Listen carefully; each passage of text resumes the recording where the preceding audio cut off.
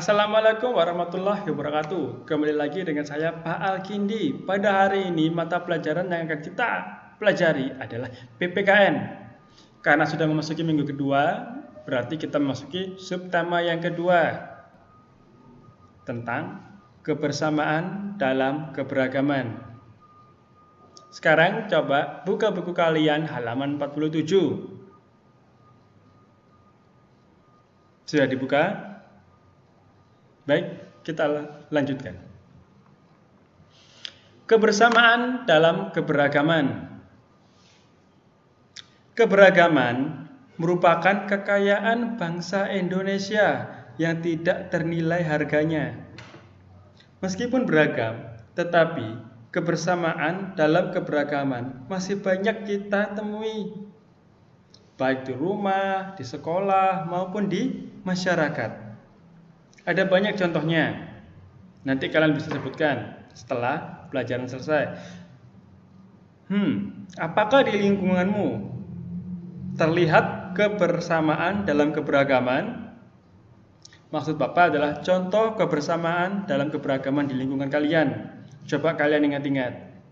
Kemudian, apa manfaat dari kebersamaan dalam keberagaman? Nah, untuk menjawab kedua pertanyaan tersebut, sebelumnya, mari kita pelajari lebih dalam mengenai kebersamaan dalam keberagaman.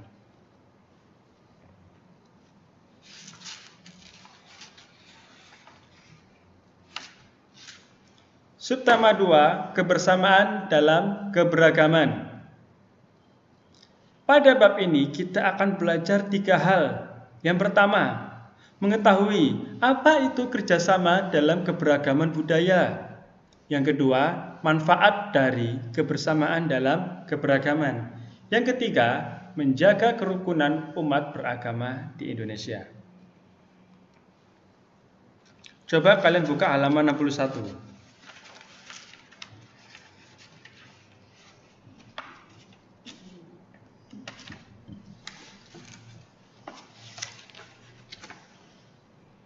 Bagaimana? Sudah dibuka?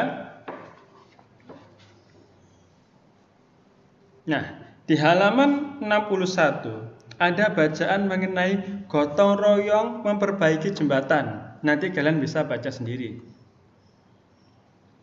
Kerjasama dalam keberagaman budaya.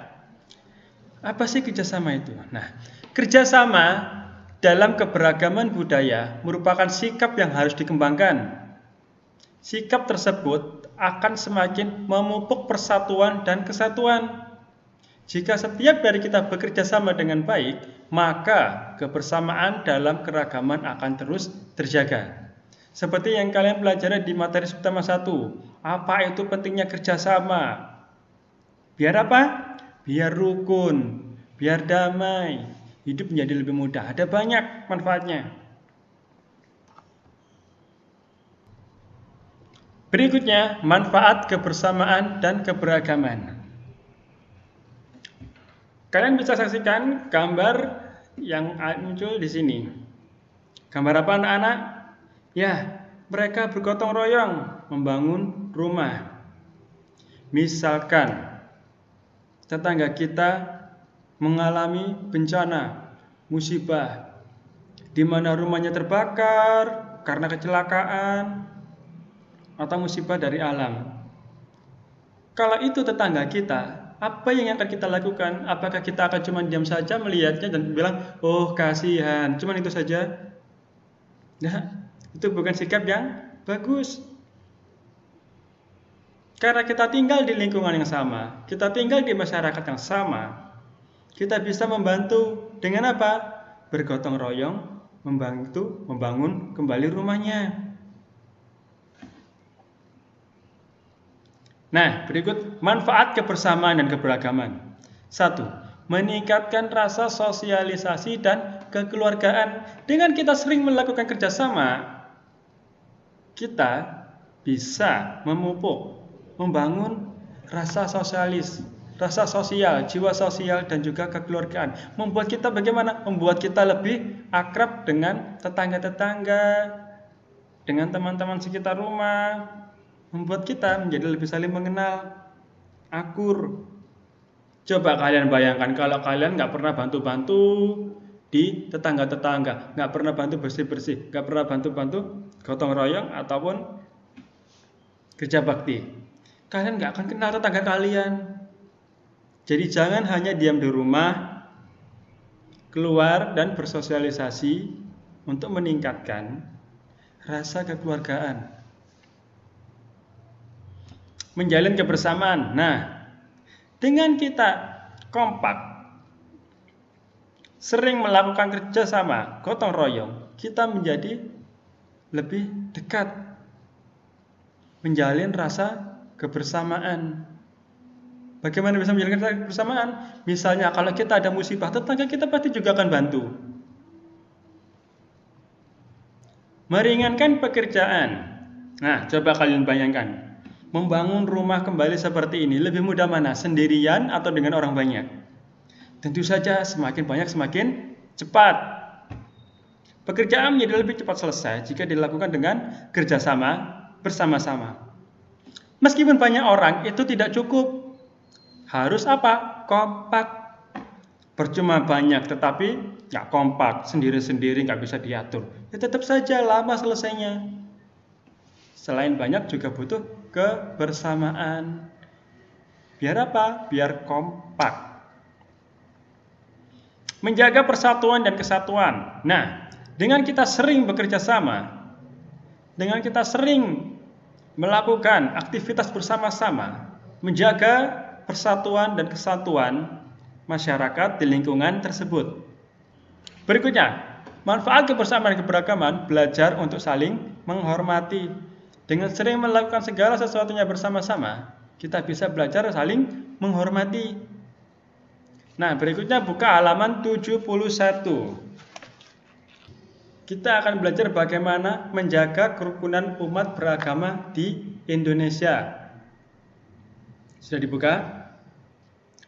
Meski terdapat beberapa agama di Indonesia, para penganutnya hidup saling menghormati dan menjalankan ibadah sesuai keyakinan masing-masing.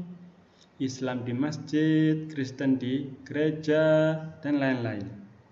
Mereka semua hidup rukun dan bersatu sebagai siapa? Bangsa Indonesia. Kerukunan umat beragama di Indonesia ini patut disyukuri dan harus dijaga. Seperti firman Allah dalam Quran surat Al-Mutahanah ayat 8. Allah Subhanahu wa ta'ala tidak melarang orang Islam untuk berbuat baik, berlaku adil, dan tidak boleh memusuhi penganut agama lain.